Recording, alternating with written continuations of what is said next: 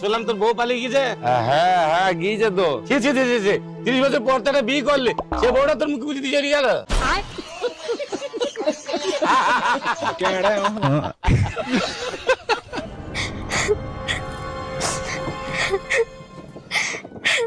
মা, আরে পূজা মা কি হয়েছে? মা আমি ওর সাথে আর সংসার করবো না, আমি ওকে ডিভোর্স দেবো, তুমি চলো আমার সাথে। কেন রে, তোদের আবার কি হলো? আমি ওর সাথে আর ঝগড়া করতে পারছি না, ও প্রত্যেকটা দিন আমার সাথে ঝগড়া করবে, প্রত্যেকদিন ঝগড়া অশান্তি কে সহ্য করবে? ওই জন্যই তো আমি ওর বাড়ি ছেড়ে চলে এসেছি। তুমি উকিলকে ডাকো, আমি ওকে ডিভোর্স দিয়ে দেবো, তাহলেই হয়ে যাবে। শোন মা, এত টাকা পয়সা খরচা করে তোর বিয়ে দিলাম, ডিভোর্স দেওয়ার জন্য নয়। সংসার করতে গেলে এরকম ছোটখাটো ঝামেলা তো হতেই পারে।